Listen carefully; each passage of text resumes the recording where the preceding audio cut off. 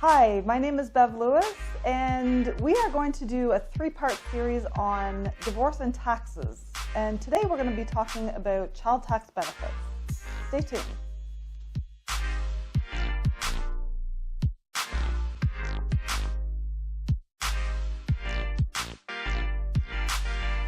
Hi, my name is Bev Lewis, and I'm the founder and president of Positive Solutions Divorce Services. And today we're going to talk to Chris Evans from Diamond Tree Accounting in Barrie, Ontario, about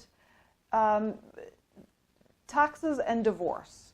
So our topic today is going to be child tax benefits, and we're going to have the conversation about what it is, who gets paid, how it's calculated, and I hope you enjoy what we have to offer you today. So welcome, Chris. Thank you. Thank you for joining us today. So tell us a little bit about the whole child tax benefits. What is it? Who gets it? In what circumstances? How is it calculated? It's based on family income, and that's where the separation comes into play, because with dual income, it could be based on income of $150,000, $200,000. When you cut that in half, or if you have an individual, one spouse that's making a lot less in the separation, it could mean a significant amount. A low-income individual could be getting paid $900, $1,000, $1,100 a month, but as a family income, they might be getting $50 or $100 a month, because it really, their income is a lot higher. So a lot of the child tax benefit calculations is dependent on a couple of things. One is who has custody of the child or children. So if it's primary residency, let's say mom has primary residency, excuse me, of two children, and dad sees the children kind of every other weekend and on a Wednesday night kind of thing. That would be primary residency. So mom would get the full amount of the child tax benefits. Correct. And dad would not get it because why? In most cases, it's because dad's paying child support at that point. Okay. Or because the children aren't actually, like you said, primary residency.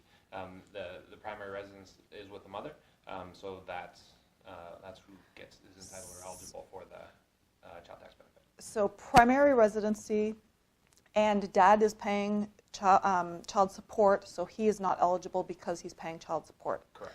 So what happens in the case where the mom and dad are sharing residency time with the kids?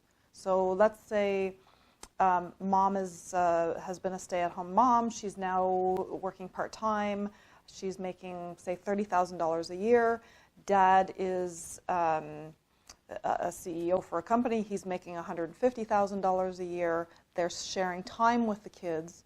How is child tax benefits calculated, and who gets it? It's still calculated the same way, only it can be split in half. So what happens is they calculate it based on the mother's income being $30,000 a year, and then they multiply that by 50%, and give her that half. And then on the father's side, they would calculate it based on his $150,000 a year, and they would give him half of that. So in that case, the mother is still getting significantly more than the father would get. So in some cases, then, if the father's income is high, he may not be entitled to the child tax benefit, the half of the child tax benefit. Correct, because there is in the calculation there is a spot where it phases out to nothing. Don't quote me on the exact amount, but $150,000, there's still a minimal amount. But once you get up closer to $200,000, it's phased out depending on the age of the children, and his income, he may not qualify at all. So is it possible in that situation for mom to take 100% of the child tax benefit and split that or share that in some capacity with dad? Yes. The mom. It depends on how the separation agreement is written, but the mother could be the one entitled to the child tax benefit it's hard. Every separation is different, but I have heard of that. Okay. And what about how that all transpires? So how is the CRA notified that they're now separated, and the CRA now has to make those calculations, those different calculations? So the CRA says let them know after you've been separated for 90 days, or you've been living apart for 90 days. And then once you've been living apart for 90 days, you reapply for the child tax benefit. And in that application process, you'll get the child tax benefit the following month. And if they've decided that the mother is the one that's going to get that child tax benefit, that's how they would go about it. So would there be an arrears payment for that 90-day period that they had to wait? Correct. Okay, so can we just talk about that 90-day period, because there are some stipulations on that? Sure. So, like I said before, every separation is different. Sometimes the separation, they may separate and still live together. Some of the stipulations are that they have to be living apart. Was there any other situations you were thinking of? Nope, that's pretty much what I was thinking. So I just want to kind of replay that for our viewers. So if you separate from your spouse, then you have a 90-day period prior to being able to apply for child tax benefits or the increase in child tax benefits. By living separate and apart, you actually have to be physically living separate and apart. I do have some clients that have separated. They still live under the same roof. One, dad might have an apartment in the basement, mom may be upstairs, or they could be just living in separate bedrooms.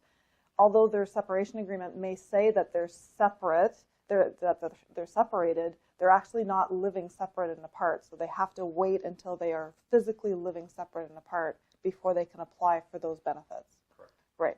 Okay. And a lot of people are scared of the CRA, but they're willing to work with us. So if we call any of their 1-800 numbers and tell them the situation, they'll actually point you or guide you to IT bulletins or information that will show your situation.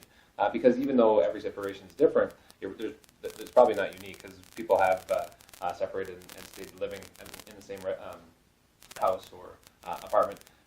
And once we've got that information, then we can apply for it according to what we qualify for. Right on. That's good information to have, because CRA can be quite intimidating at times, so it's good to know that they're there to help out. Where people go wrong is they get discouraged, they give up, they get frustrated. As long as you're persistent with the CRA, you eventually get what you're entitled to. So stay tuned for our next video. Thank you again, Chris, for joining me today, and I look forward to